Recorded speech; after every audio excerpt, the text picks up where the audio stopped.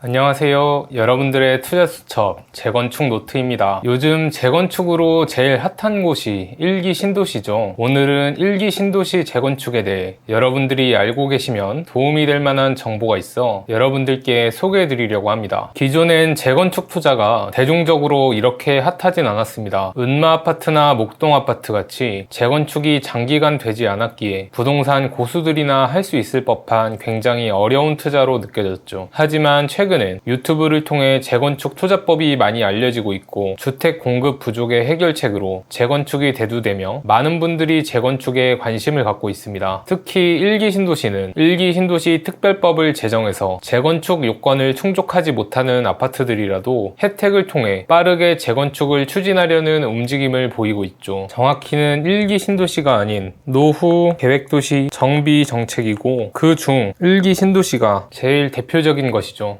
1기 신도시 아파트의 연식은 90년대로 사실 엄청 오래된 건 아닙니다. 한강 맨션과 여의도 시범 아파트는 71년, 은마 아파트는 79년, 목동 아파트 1단지는 85년, 상계주공 1단지는 88년에 지어졌죠. 한강 맨션과 여의도 시범 아파트도 아직 재건축이 완료되지 못했고 목동 및 상계주공 1단지는 올해서야 겨우 안전진단을 통과했습니다. 그것도 안전진단 규제가 완화되었기 때문이죠. 그런데 90년대에 지어진 1기 신도시가 벌써 재건축을 논하고 빠르게 재건축이 될 거라는 기대감이 부풀고 있습니다. 왜 1기 신도시 재건축에 유독 국가가 신경을 쓸까요? 비슷한 시기에 지어진 아파트들이 일거에 노후되어 한 번에 재건축할 수 없으니 미리미리 재건축하자라는 말도 있는데 틀린 말은 아닙니다. 그런데 그것보다도 더 디테일하고 중요한 이유가 있는데요. 국토연구원 홈페이지에 2023년 7월 13일에 있었던 노후 계획도시 정비정책 세미나에 관련된 자료가 올라왔습니다. 이 자료에서 그 이유를 찾아볼 수 있습니다. 목차를 읽어보면 산업구조 변화 관점에서의 1기 신도시 평가와 정비 방향, 특별법 주요 내용 및 시행령 재정 계획, 노후 계획도시 정비, 기본 방침 수립 방향, 정비사업 신속 추진을 위한 공공의 역할입니다. 전체 내용이 궁금하신 분들은 영상 설명란에 링크 넣어뒀으니까 읽어보시면 되겠고요. 오늘은 영상 주제에 맞는 1기 신도시 재건축은 어떤 방향으로 이루어질까에 대한 부분과 그에 맞춰 어떤 아파트들이 재건축에 유리할까에 대한 저의 의견을 말씀드리겠습니다. 궁금하신 분들은 영상을 끝까지 시청해주세요. 1기 신도시와 같은 노후계획 도시들은 우리나라가 한창 고도 성장하던 시기에 형성되었습니다. IMF가 터지기 전인 제조업 중심의 산업화 시대에 맞춰 도시가 형성된 거죠. 그래서 단기 개발 용이성과 정주 기능 중심으로 도시가 규격화되었습니다. 정주 기능이란 한 도시에서 사람들이 살아가는 데 필요한 병원이나 마트 등 소비 인프라라고 이해하시면 쉽습니다. 그래서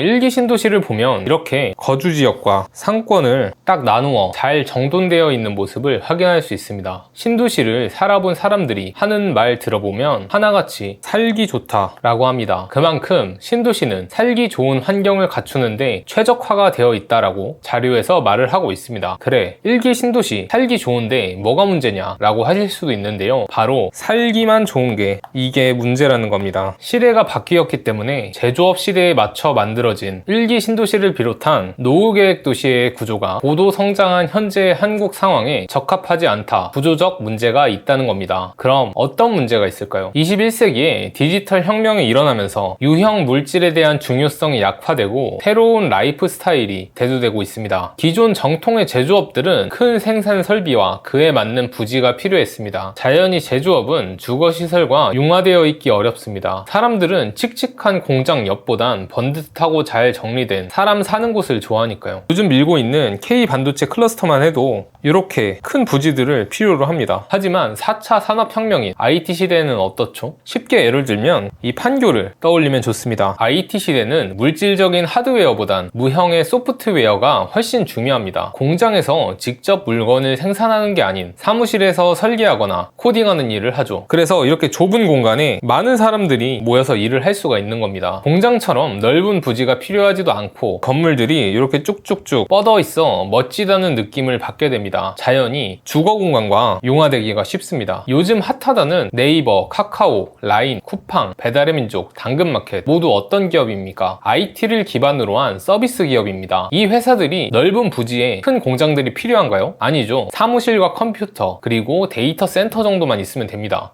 쿠팡은 물류 창고도 필요하긴 하겠네요. 아무튼 중요한 건 이런 4차 산업 기업들은 제조업보다 훨씬 적은 공간을 차지하면서도 큰 부가가치를 창출하고 있다는 것입니다. 지금의 수도권 도시들은 제조업 시대에 맞춰 설계되었지만 현재 수도권에는 네카라쿠베 토당처럼 지식기반 서비스업 중심으로 급격하게 변화가 진행되고 있습니다. 그에 맞춰 수도권 노후계획 도시를 4차 산업혁명에 맞춰 변화해야 한다는 것이죠. 이제는 도시와 생산시설을 분리할 필요가 없기 때문에 둘을 합친 도시로 만들겠다. 즉 베드타운인 도시를 생산형 도시로 전환하고자 하는 것입니다. 이를 위해서 다양한 계획과 정책이 있겠죠. 그 중에서 우리가 관심 있는 건 재건축 부분이잖아요. 그래서 어떤 아파트들이 재건축에 유리할까요? 여기 나와 있는 지정 요건을 보면 주민 참여도, 노후도, 주민 불편, 주변 지역 확산 가능성, 대규모 이주 수요 고려로 되어 있습니다. 그리고 최근 통합 재건축을 추진하고 있고요. 이런 점을 합해봤을 때 주민 참여도는 통합 재건축에 대한 동의율일 가능성이 크죠. 얼마나 주민들이 통합 재건축을 하고 싶어 하는가, 이것이 중요할 듯 합니다. 그 다음이 노후도와 주민 불편입니다. 이것은 안전진단일 테고요. 주변 지연 확산 가능성, 이것은 역세권입니다. 다만 역세권이 한두 개도 아니고 전부 다 일거에 해당 역세권을 개발해버린다면 그쪽 지하철 라인은 전멸해버리겠죠. 그래서 그냥 역세권이 아니라 GTX가 있거나 이용하기 편한 지역 혹은 더블 이상의 역세권이 될 가능성이 높다고 봅니다. 마지막으로 대규모 이주 수요 고려는 재건축을 하더라도 주변에 대규모 수요를 받쳐줄 수 있는 아파트 대단지, 이게 있어야 되겠죠. 그러니까 그냥 떨렁 혼자 떨어져 있는 아파트 단지들을 통합 재건축 시켜버리면 거기에 살고 있는 사람들이 주변에 이주할 곳이 없잖아요. 그렇게 되면 곤란해진다는 거죠. 또 그런 대규모 이주하는 사람들이 전세가를 자극시켜 부동산 시세를 흔들어 버릴 수도 있으니 그럴 가능성이 낮을 만큼 주변에 그 수요를 받쳐줄 수 있는 많은 물량의 아파트 단지가 있어야 되는 겁니다. 그럼 이 내용과 앞에서 말했던 내용을 종합해 봤을 때 1기 신도시 재건축 방향성은 어떻게 될지 제 의견을 말씀드릴게요. 일단 접근성이 우수한 역세권 지역의 아파트들 중 통합 재건축을 통해 용적률을 올려주는 대신 꽤 많은 기부 체납을 받을 것 같습니다. 이렇게 받은 기부 체납으로 예전 같았으면 공원을 조성한다던가 했겠지만 지금은 정주 기능을 위한 개편이 아닌 생산도시로 전환을 목적으로 하잖아요. 그래서 기부 체납 받은 곳들은 공원이 아닌 업무지구로 건물을 세우는 거죠. 혹은 통합 재건축 시 업무지구를 포함한 주상복합으로 재건축을 해야 특혜를 주는 방식으로 나올 것 같습니다. 굳이 역세권 중심의 통합 재건축을 미는 이유는 개별적으로 재건축을 하게 되면 업무지구가 불규칙하게 뜨문뜨문 생길 수밖에 없습니다.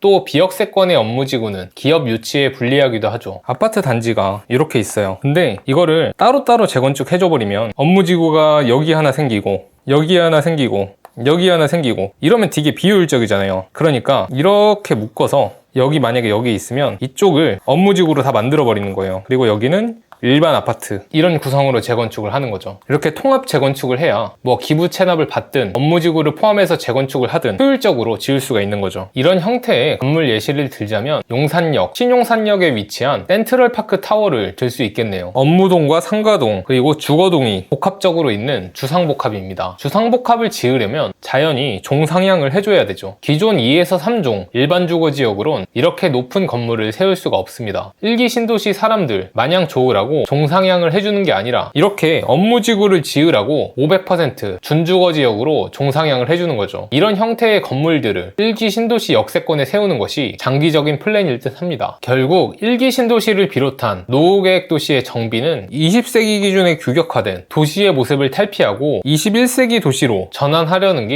그 목적에 있습니다. 다들 이해하셨죠? 제가 말씀드린 부분 외에도 노후계획 도시 정비에 관한 많은 내용이 세미나 자료에 있으니까 궁금하신 분들은 영상의 설명란을 참고하여 읽어보시면 되겠습니다. 무엇보다 이건 단순 세미나 자료이기 때문에 지향하는 부분이지 절대 확정된 내용은 아닙니다. 앞으로 이런 방향성으로 나아가면 좋겠다이니 확률적인 부분에 대해서만 생각해야 합니다. 어떤 전문가도 미래에서 온 사람이 아닌 이상 100% 맞출 수는 없습니다. 어차피 투자는 확률 싸움이고 더 높은 확률에 베팅하는 것입니다. 고수와 초보의 차이는 그 확률을 얼마나 빠르게 파악하는가와 본인의 베팅이 틀렸을 때 빠르게 인지하고 대처하는 것입니다. 앞으로도 좋은 정보와 재건축 아파트 분석들로 찾아뵙겠습니다. 여러분들의 부동산 투자 수첩 재건축 노트였습니다.